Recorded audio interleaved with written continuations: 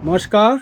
आज इन्वेस्टिगेशन का एक बहुत महत्वपूर्ण पहलू जो कि साक्ष्य संकलन का एक स्तंभ कहा जा सकता है, उसके बारे में चर्चा करते हैं। आज का इसका विषय रहेगा वीडियो का मेडिकल एग्जामिनेशन, जिसको आम भाषा में हिंदी में कहें तो चिकित्सीय परीक्षण और पुलिस की भाषा आम भाषा में कहें तो डॉक्टरी। वो कैसे कराई जाती है, क्या उसका प्रोविज़न है और क्या उसकी प्रक्रिया होनी चाहिए। हम शुरू करते हैं बीएनएसएस के धारा 51 से। जैसा कि आपको मैंने अपनी एक पहले वीडियो में बताया था कि जो भी व्यक्ति किसी भी अपराध अथवा संदेह में गिरफ्तार किया जाता है, उसका ये अधिकार है कि उसका मेडिकल एग्जामिनेशन हो। इसके दो तरीके हो सकते हैं। एक है अरेस्ट के समय पर मेडिकल एग्जामिनेशन, और दूसरा है यदि उसको रिमांड में लिया गया है, पुलिस रिमांड में, और वो 2 दिन से अधिक की रिमांड है, तो हर 48 आवर्स पर उसका मेडिकल एग्जामिनेशन। तो अरेस्टेड पर्सन का जो मेडिकल एग्जामिनेशन है, उसका प्राविधान धारा 51 बीएनएसएस में किया गया है।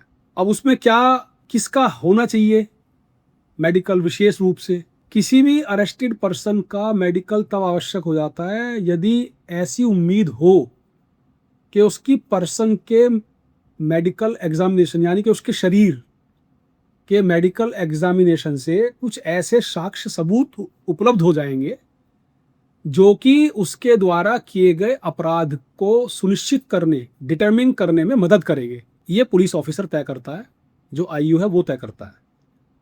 तो यदि ऐसी स्थिति बनती है तो उस अरेस्टेड पर्सन का उस दृष्टिकोण से फिर मेडिकल एग्जामिनेशन कराया जाता है। अब इसमें किस बातों का ध्यान रखना है? नंबर 1, ये किसी भी रजिस्टर्ड मेडिकल प्रैक्टिशनर के द्वारा किया जाएगा।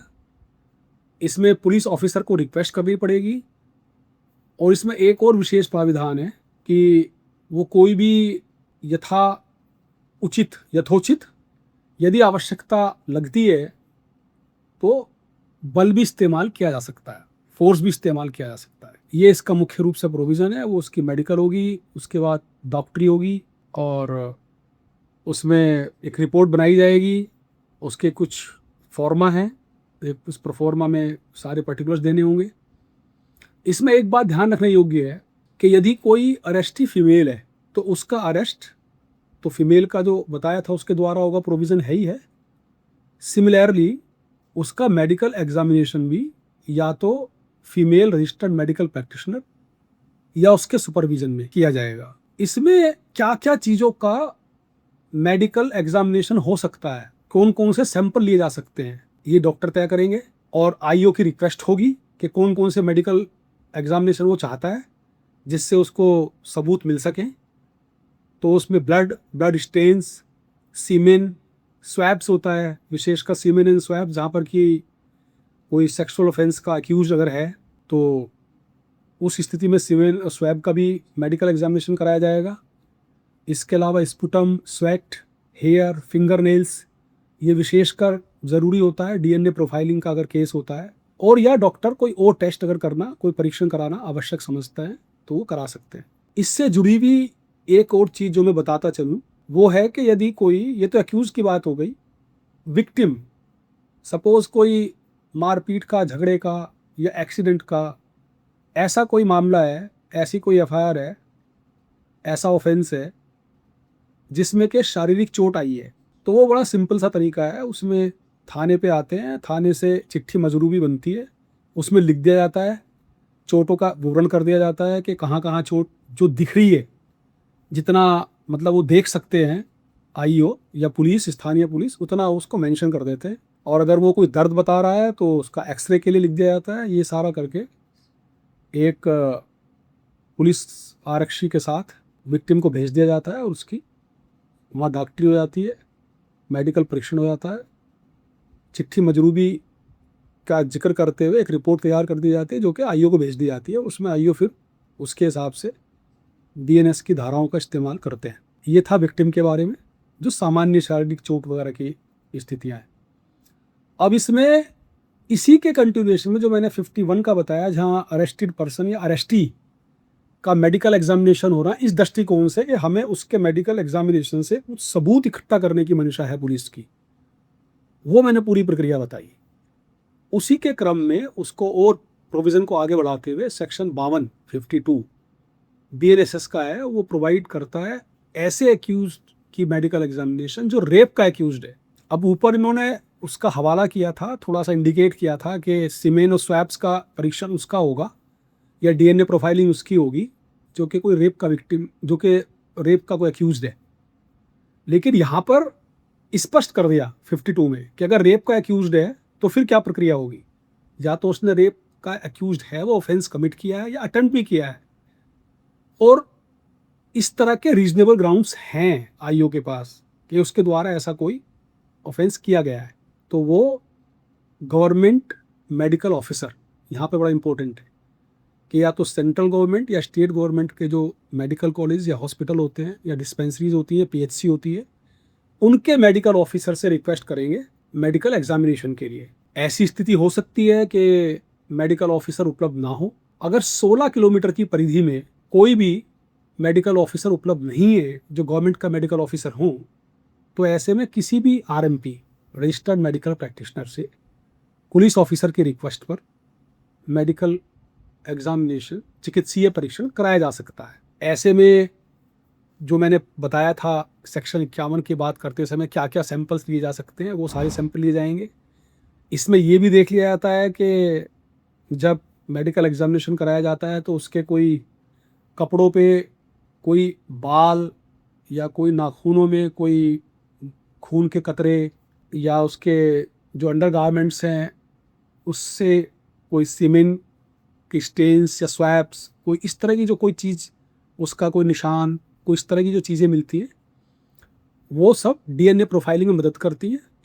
और DNA प्रोफाइलिंग आजकल एक ऐसी तकनीक है, ये हम जब FSL के बारे में बात करेंगे तब फिर DNA प्रोफाइलिंग के बारे में डिटेल बातें होंगी, ये वो कैसे होती है, क्या है, उसकी प्रक्रिया क्या है। लेकिन ये अकाट्य सबूत उपलब्ध कराती है, ये एक ऐसी प्रक्रिया है। और इसके लिए अब काफ़ी इंफ्रास्ट्रक्चर तैयार हो चुका है राज्यों में। जो जितने भी FSL लैब बन रहे हैं उनमें करीब करीब सभी लैब्स में DNA प्रोफाइलिंग की व्यवस्था कराई जा रही है। और चूँकि इसका जिक्र BNSS में किया गया है, और जैसे मैंने एक और चर्चा के दौरान बताया था कि सभी राज्य सरकारों से अपेक्षा की गई है कि वो 5 साल में उतना FSL का इंफ्रास्ट्रक्चर तैयार कर लें कि प्रत्येक ऐसा केस, प्रत्येक ऐसा सीन ऑफ क्राइम जहां 7 वर्ष अथवा उससे अधिक सज़ा के अपराध हैं जो उससे दंडनीय हैं 7 वर्ष से उससे अधिक सज़ा से, वैसे सब मामलों में FSL का परीक्षण हो सके। तो इसके तहत DNA का प्रोफाइलिंग की जो सारा मशीनरी वगैरह हैं, वो सब इक्विपमेंट्स हैं, वो सब के सब आ रहे हैं धीरे धीरे राज्यों में। तो वापस आते हैं अपनी बात पे, तो सेक्शन 52 में एक रेप का जो एक्यूज्ड है उसका एग्जामिनेशन की बात की गई है, और उसकी फिर एक डिटेल रिपोर्ट बनेगी। उसमें क्या उसका एज है, क्या उसकी कितने बजे उसका एग्जामिनेशन शुरू हुआ, क्या क्या एग्जामिनेशन हुए, उनका क्या रिजल्ट है, उसका क्या रीज़न है, जो उसकी ओपिनियन यदि है डॉक्टर की कोई तो उसका क्या ओपिनियन है, ये सारी की सारी चीज़ें उसमें लिखी जाएंगी।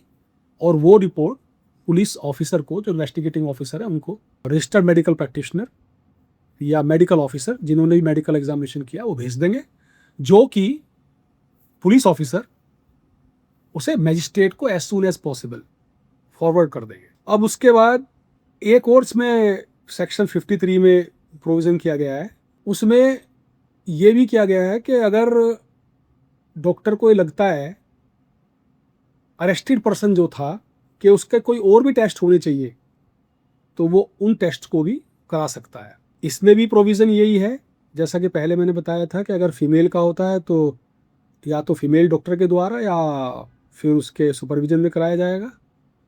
और जैसा अरेस्टेड पर्सन की बात हुई थी, जो सेक्शन 51 की बात हुई थी, उसमें मेडिकल रिपोर्ट की एक कॉपी भी अरेस्टेड पर्सन को या उसके बिहाफ पर किसी ऐसे व्यक्ति को जिसको उसने ऑथराइज किया है, उसको एक कॉपी भी मेडिकल रिपोर्ट की दी जाएगी। इसके बाद आता है, ये हो गया, हमने मजरूब के बारे में बताया, जो घायल है, विक्टिम है, उसका परीक्षण होना है।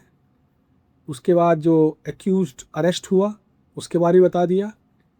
अगर एक्यूज रेप का एक्यूज्ड है, रेप के ऑफेंस का, अटेम्प्ट टू रेप का अक्यूज्ड है, तो उसके बारे में बता दिया 52 में। 53 में उसको कॉपी दी जाएगी, कुछ और टेस्ट कराना चाहे मेडिकल ऑफिसर, उसकी वो पावर्स हैं, वो बता दी। अब बात करते हैं एक और मेडिकल की प्रक्रिया जो बहुत इंपॉर्टेंट है, वो है रेप विक्टिम, और वो हमारा कवर होता है सेक्शन 184 में। 184, 184(2), 184(6), ये इसके महत्वपूर्ण सेक्शन है। इसमें अगर रेप विक्टिम है तो इसके लिए भी प्रोविज़न किया गया है कि वो गवर्नमेंट के रजिस्टर्ड मेडिकल प्रैक्टिशनर से उसकी मेडिकल जांच कराएं। और जैसा कि एक्यूज जो अरेस्टी था, उसी तरह का प्रोविज़न यहाँ भी है कि उसका female medical officer, female doctor उसका परीक्षण करें, और अगर वो नहीं है तो उनके सुपरविजन में। इसमें यदि गवर्नमेंट डॉक्टर नहीं है तो किसी प्राइवेट डॉक्टर से, यानी कि रजिस्टर्ड मेडिकल प्रैक्टिशनर से भी ये परीक्षण कराया जा सकता है, लेकिन इसके लिए विक्टिम की कंसेंट जरूरी है, या तो उसकी या फिर उसने किसी को ऑथराइज किया हो, उनमें से किसी एक की कंसेंट जरूरी है। ये बहुत महत्वपूर्ण इसका एक पहलू है। और दूसरी बात यह है कि इसका 24 घंटे के अंदर परीक्षण हो जाना चाहिए। ये टाइम लिमिट बीएनएसएस के द्वारा अब इम्पोज कर दी गई है। ऐसे परीक्षण की रिपोर्ट 7 दिन के अंदर ये मैजिस्ट्रेट को भेजेंगे और पुलिस ऑफिसर को देंगे, जो परीक्षण करने वाले चिकित्सक हैं, और उसमें उसका नाम, जो विक्टिम है, एज, और जो मटेरियल है जो उन्हें डीएनए सैंपलिंग के लिए लिया है, उसकी मेंटल कंडीशन क्या है, और उसकी कंसेंट ली गई थी कि नहीं ली गई थी, यदि किसी नॉन गवर्नमेंट आरएमपी ने, रजिस्टर्ड मेडिकल प्रैक्टिशनर ने किया है, ये सारा का सारा मेंशन किया जाएगा। एक चीज़ इसमें और विशेषकर है, जहाँ रजिस्टर्ड मेडिकल प्रैक्टिशनर की बात की गई है, वहाँ पर स्पष्ट कर दिया गया है एक्सप्लेनेशन में कि रजिस्टर्ड मेडिकल प्रैक्टिशनर का मतलब उससे है जो नेशनल मेडिकल रजिस्टर या तो गवर्नमेंट ऑफ इंडिया का या किसी स्टेट के द्वारा जो मेंटेन किया था, जिसका उसमें नाम दर्ज है, ऐसे डॉक्टर से इसका तात्पर्य है। तो ये मोटा मोटा था मेडिकल परीक्षण कराने का तरीका, उसके क्या प्रक्रिया होनी चाहिए और उससे हमारी क्या उद्देश्य होता है।